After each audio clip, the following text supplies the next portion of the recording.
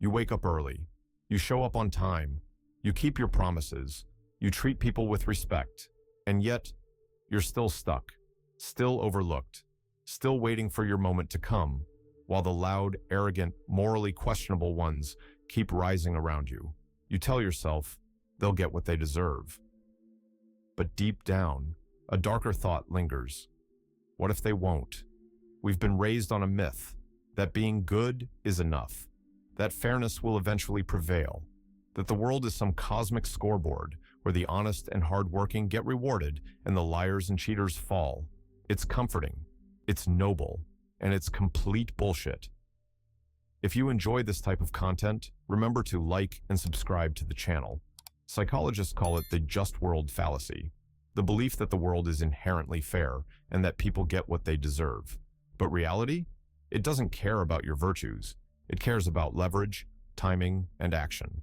The ones who succeed aren't necessarily the smartest or the most moral. They're the ones who act, who take space, who stop waiting for permission. And here's the trap. You cling to your principles like armor, thinking they protect you. But sometimes, that armor is a cage. You hesitate to take bold steps, not because you lack talent, but because you fear being like them. You want to stay clean, admirable. But what if that very desire is what's keeping you small? Because while you're busy playing not to offend, they're playing to win. This isn't a call to become a monster. It's a call to wake up, to realize that being good is not the same as being effective, that morality without strategy is martyrdom. And if you don't question this illusion now, 6 months from today, you'll still be clapping from the sidelines, watching someone you despise take the prize you were too polite to claim. They're not always the smartest. They're not the kindest. They're not the ones with the best ideas. But somehow, they keep winning. Promotions, opportunities, influence. It's as if the world bends for them. You look at them and think, how the hell did they get ahead? The answer is uncomfortable. They're built to win in a game you're still trying to play fair. It's not just about being bad. It's about being unburdened. The most successful, ruthless types aren't cartoon villains. They're strategically detached. They don't freeze before difficult conversations. They don't spiral in guilt. They don't wait for consensus. They move quickly, decisively, and without apology. What psychology shows us is this. Certain personality traits are disproportionately represented in people who rise fast, especially in competitive environments. High ambition, low fear response, minimal guilt or empathy toward perceived obstacles. Not necessarily psychopathy, but definitely selective emotional detachment. And while you're stuck replaying a moment that made you feel too harsh, they've already closed the deal, landed the client, or taken your spot. This doesn't mean you should abandon empathy, but it does mean you need to stop assuming it's the only path. Emotional intelligence isn't just kindness. It's knowing when to be soft and when to sharpen the blade. The truth is, these terrible people don't win despite their traits. They win because of them, because they're not slowed down by internal debate, because they're not addicted to being liked, because they don't flinch when the moment demands action.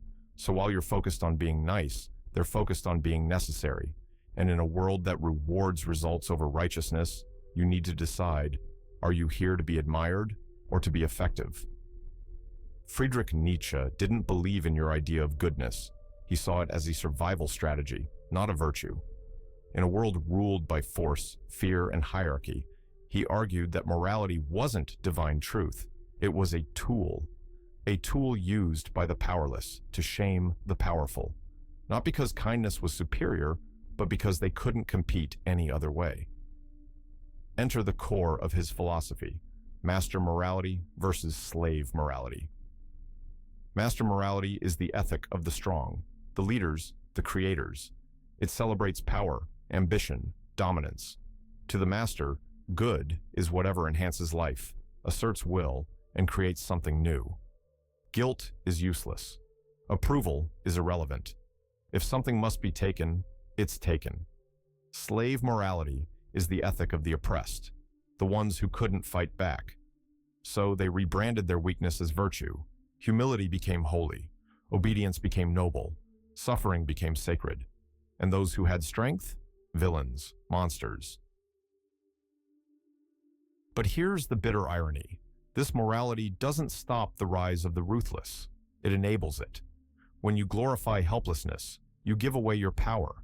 When you demonize strength, you guarantee the rise of the strong with no moral compass. Because while you preach humility, they practice dominance. Nietzsche wasn't saying be cruel. He was saying stop worshiping weakness. If you're honest, some part of you knows this. You see how your desire to be good is sometimes just fear wearing a halo. You hesitate not because you're noble, but because you're afraid of judgment, rejection, or stepping into the unknown. But what if you weren't? What if you stopped borrowing your values from people who never dared to build anything?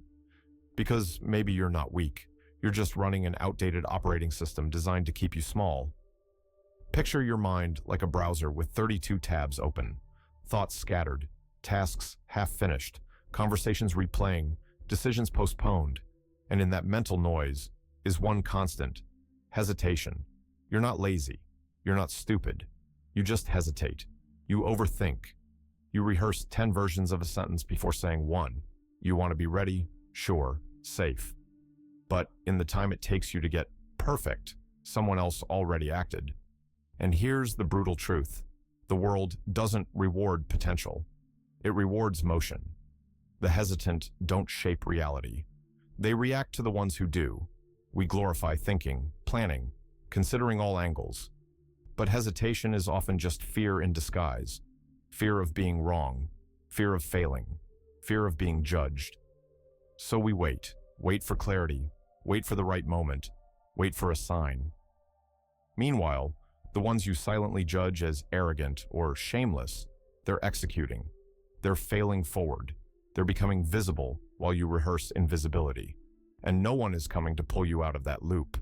Because the hard truth is, hesitation is a luxury, one that people with nothing to lose can't afford, one that people who win sacrifice daily.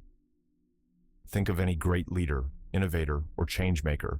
They didn't wait to feel ready. They didn't wait for applause. They moved, even when it was messy, controversial, or painful. You say you're waiting for the right time, but what if the right time has come and gone 10 times already, and you missed it because you were trying not to disturb anyone? Let that sink in. Your fear of being too much might be the exact reason you've become invisible. The ruthless win because they act without flinching. If you want to compete, you'll need to learn how to move, even when your voice shakes. Let's get one thing straight. Acting with power doesn't mean becoming cruel. But most people can't tell the difference, so they avoid both. They confuse courage with coldness, boundaries with brutality, decisiveness with arrogance. And because of that, they stay small, silent, and endlessly agreeable. But here's what the ruthless understand. Being feared is often more effective than being liked. And while that might sound harsh, ask yourself, how many times have you swallowed your voice to avoid conflict? How often have you tolerated disrespect just to keep the peace? That's not nobility. That's self-betrayal. There is a version of strength that doesn't require stepping on others, but does require walking away from comfort. The truth is, power requires making hard choices, ending toxic relationships, saying no when you're expected to say yes, taking a stand when it costs you approval. And none of that is cruelty. That's courage. Controlled ruthlessness isn't about domination. It's about clarity. Knowing what you want, knowing what you stand for, and refusing to apologize for taking up space. The people you admire most didn't get there by asking for permission. They made bold moves, took hits, faced judgment, but they moved anyway. You don't need to be heartless. You need to be clear. You need to stop outsourcing your self-worth to the reactions of people who've never built what you dream of building. And if you want a first step, start small. Turn off your phone for 1 hour today. Just 1 hour. Sit in that silence. Let your own thoughts surface. Listen to the part of you that's tired of hiding behind politeness. Because courage doesn't roar. It whispers, move. Even when the world tells you to stay quiet. The world doesn't need more nice guys. It needs people who can build, who can lead, who can move through fire without asking for applause. Being good is not the goal.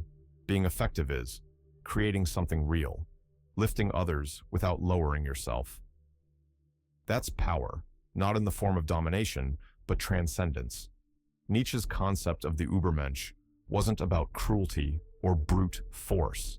It was about evolution, becoming something more than the world expects, transcending guilt, escaping the mental cages of should and shouldn't, writing your own values, living with spine. Because the ruthless, they win the short game. They manipulate, deceive, take, but they always fall. Their power is stolen, not earned, built on sand, and eventually, the storm comes. But the Übermensch, he plays the infinite game.